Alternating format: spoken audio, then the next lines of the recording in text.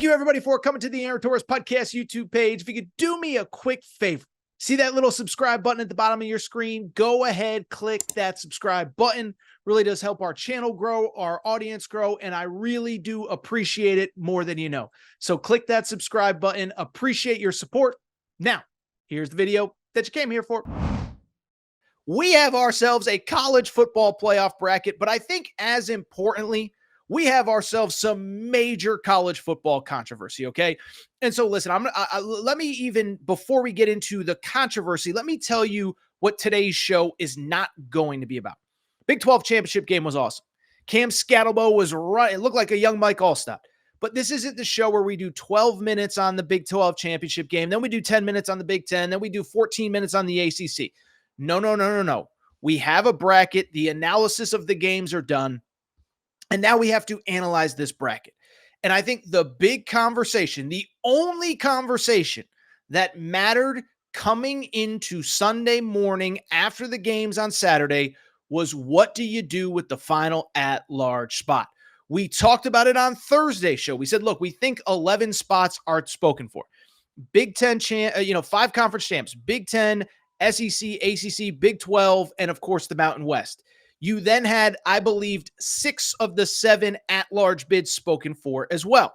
You had the Big 10 runner-up, which was obviously Penn State. The SEC runner-up, which is obviously Texas. You had also, on top of that, you knew that Tennessee was going to get in, that Indiana was going to get in, that I said Penn State, so that Notre Dame was going to get in.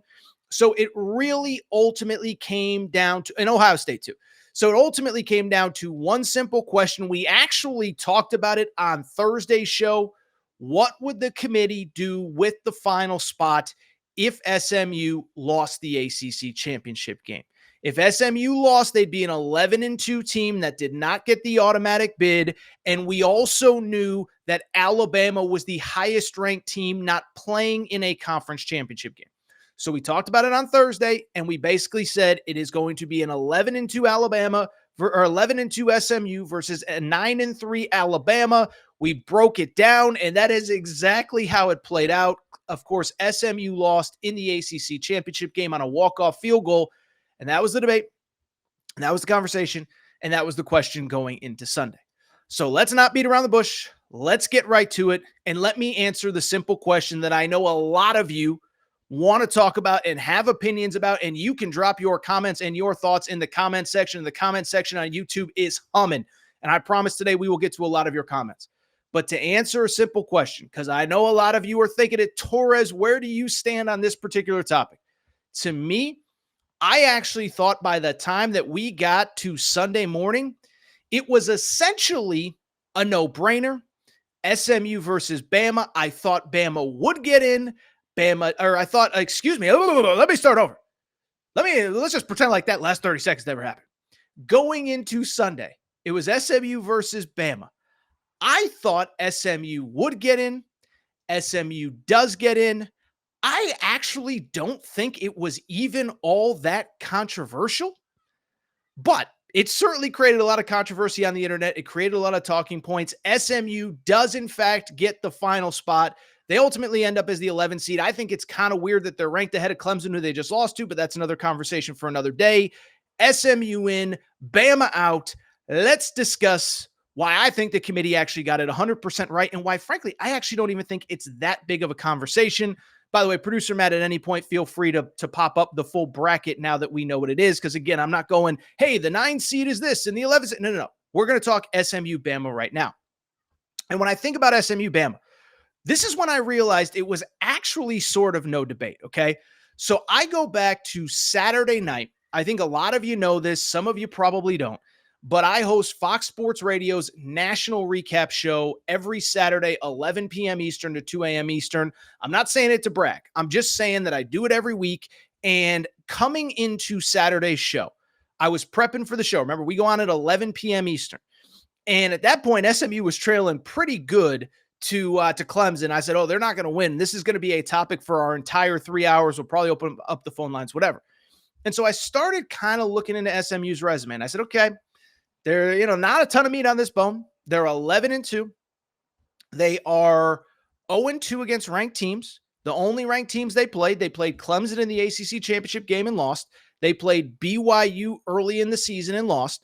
So they went 0-2 against ranked teams, and they went 11-0 against everybody else. So essentially their resume was no great wins, no terrible losses.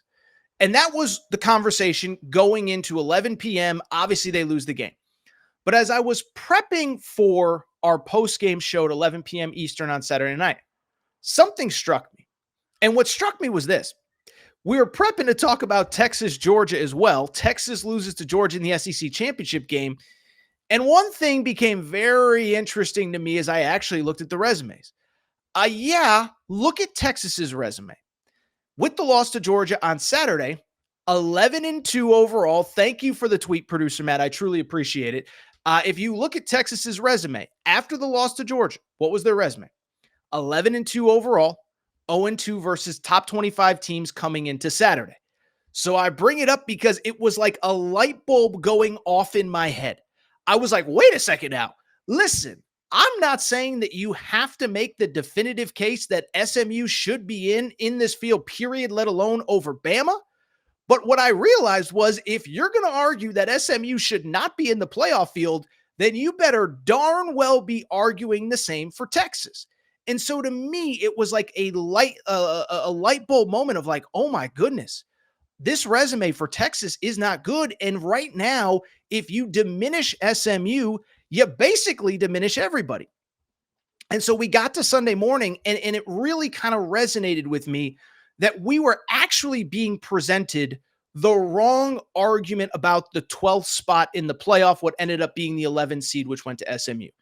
For days, and I include myself because we did this on Thursday afternoon on our show. We did the SMU versus Bama debate. Well, as it turns out, and I truly believe this, the debate was never about SMU versus Bama. The debate was actually about teams that have no great wins, but no terrible losses. And that's not just SMU. That's Texas. That's Indiana, which, by the way, remember, Indiana, 0 wins over teams in the top 25. Notre Dame's best win is over Army. If you look at purely by the rankings, Penn State, by the way, their best win is over a 9-3 Illinois team. So the debate was never SMU versus Alabama. The debate was actually teams with no good wins, but no bad losses versus teams like Alabama, like Ole Miss, that have some really good wins and some really bad losses. Ole Miss with Kentucky, Alabama with Vanderbilt, and Oklahoma. And so it was just like a light bulb moment. And my whole thing was, if you want to leave out SMU, fine. But basically, SMU's strongest argument going into Saturday had nothing to do with SMU. It was the fact that basically the whole field was kind of in the same ballpark as they were. They were in the ballpark of, wait a second now, they have no great wins, but they have no bad losses as well. So if you punish SMU, you better darn well punish Texas. You better darn well punish Indiana. You better darn well punish Penn State. You better darn well punish Notre Dame. The counter is, if you put in Alabama, you probably got to knock out a bunch of those teams. And so again, I think the conversation was framed wrong. And that was why, to me, it was essentially a no-brainer that SMU was going to get in. Because it wasn't just SMU. It was Texas. It was Penn State. It was all these teams I was talking about. So to me, that was why it was going to be Penn State. I was not surprised. But can I just say this?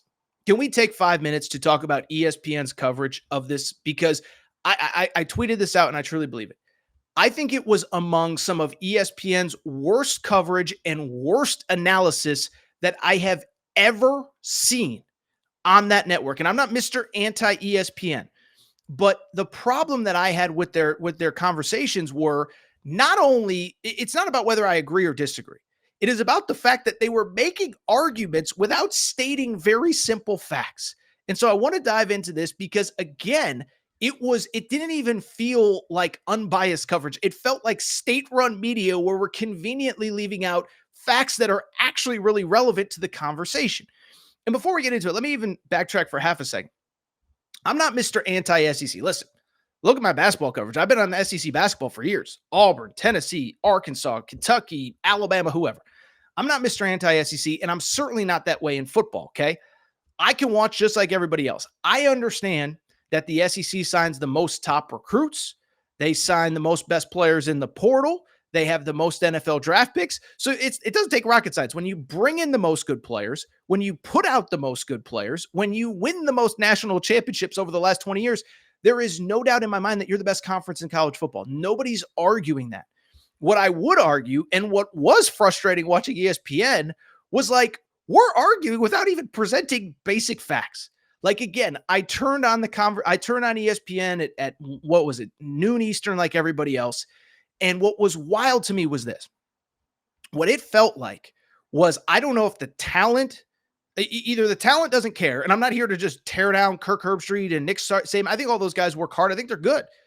But the talent either didn't realize what the actual conversation was, or the producers didn't, because they immediately jumped into the SMU versus Alabama debate. And I'm like, did you guys put together this rundown on Thursday and not change it? Because the conversation has changed, okay? Because if you actually, again, understood the debate, it was never SMU versus Alabama. It was no bad wins, no good wins, no bad losses. Again, SMU, Texas, whatever. No good wins, or some good wins, some bad losses. Alabama, Ole Miss. And so it was frustrating to me because it immediately went to, well, SMU shouldn't be in. Well, Alabama should be in. And this was the frustrating part. It's not that I feel like Alabama definitively should have been out, or SMU had to be out, or whatever. What it was it was avoiding very simple facts. Like I said, all I heard was SMU. Well, I mean, they why not punish them for being in the conference championship game? SMU, they didn't beat anybody. Why did no one, like I said, and this week I think we have, Matt, is the one where I said something about the tastemakers or whatever. This is what I tweeted. I said ESPN has what we're told are supposed to be thought leaders of college football. And every single one is talking solely about SMU's strength of schedule versus Alabama. You'd think one person would mention that Texas and Indiana have 0 top 25 wins as well. It's embarrassing. And so to me, that was the frustrating part. Not that they immediately jumped into attack mode and, crush SMU's resume and Alabama's the greatest. It's whatever. It's like, if you're going to argue that Alabama should be in and SMU should be out, can one person on that panel, I don't care who it is, Booger McFarland, who I think is good, Booger McFarland, who actually cares about games played on the field, Greg McElroy, who I think is otherwise pretty good, Kirk Herbstreit, who I think is good, can any of you just say, well, you know what? I don't know if I love this SMU resume, but we all understand it's basically the same resume as Texas, right? And again, for people who don't know Texas's resume, I'm just here to tell you, look at it. Their best win is against an 8-4 Texas A&M team. They have a win over 6-6 Vandy. They have a win over 6-6 Arkansas. A win over 6-6 Oklahoma. They don't have great wins. And so again, all I wanted from ESPN during coverage that is supposed to be unbiased is, can you just acknowledge that if we're arguing about SMU, we got to argue about some other teams, including Texas, and don't give me the eye test. Don't give me whatever. Don't give me, oh, they're in the SEC. It just means they're better. Why? They didn't beat anybody good. So I'm sorry. That was a problem. By the way, while we're here, a guy who I otherwise think is pretty good, Nick Saban. Nick Saban, can someone get Nick Saban some straight facts? First of all, love Saban. Greatest college football coach ever. I think he's a great analyst. I think he's been great on College Game Day. I think him and McAfee have a weird vibe that works, and they're awesome together. But Nick Saban goes on this rant about, well, here at Alabama, first of all, don't use we, Nick Saban. That's like Media 101. We know you're a little biased. It's okay. You spent 15 years there. That's perfectly fine. But you say, well, we've scheduled Notre Dame, and we've scheduled Oklahoma, and we've scheduled this, and we've scheduled that. And again, this is on a producer. This is on a researcher. If the argument is, and this was a wild argument, by the way, our Torres on Bama account put this out, and I love Drew, who runs Torres on Bama, an intern that is a student at Alabama. I just disagree with him. Like, basically, when Alabama lost, the immediate conversation, and Greg Burns said this as well, like, well, we have to cancel big out-of-conference games because we're not rewarded for strength of schedule. It's like, whoa, wait a second. If you want to argue you're going to be punished for out-of-conference games, let's also acknowledge this. We understand that that SMU played 2 teams from the Power 4 in the out-of-conference. I tweeted this one. I said, will someone tell Nick Saban and ESPN that SMU played 2 out-of-conference Power 4 opponents? Can someone at ESPN prep their talent with obvious facts before they make inaccurate and slanted talking points? Now, listen, There is a conversation to be had about out-of-conference scheduling.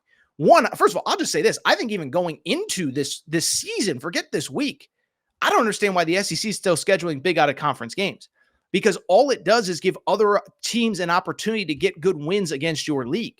Miami was trying to hold up that Florida win 12 weeks after it happened. So I think there's a bigger conversation to have about out-of-conference scheduling. But you can't tell me that Alabama's scheduled this insane out-of-conference slate, and then on top of it, don't acknowledge again, and this is on the producers. This is on somebody behind the scenes. Hey, Coach Saban, can you hear me? You understand that SMU played 2 power conference teams, and oh, by the way, played 10 total power conference teams when you include the conference schedule. That's more than Bama. That's more than Texas. That's more than whatever. So again, disappointed by ESPN. But here was the real reason I was disappointed by ESPN, and I was surprised again that nobody took 2 seconds to acknowledge this. Is again, if you want to argue SMU shouldn't be in, I'm not going to fight you on it. There is a legitimate argument to be made, but again, if you argue SMU, you got to argue against Texas, you got to argue against Penn State. But here was my biggest issue that nobody on the entire panel picked up, at least for the first hour. I stopped watching at about 9:45 Pacific, 12:45 Eastern, because I had to walk the dog. But it was like, I saw these people say they're still going in on SMU. But here was the thing. If you actually just looked at the bracket and later the rankings that came out, if you just looked at the bracket, looked at the rankings, do you notice something? We have the bracket on the screen. Do you notice who's the 5 seed? That would be the first at-large bid.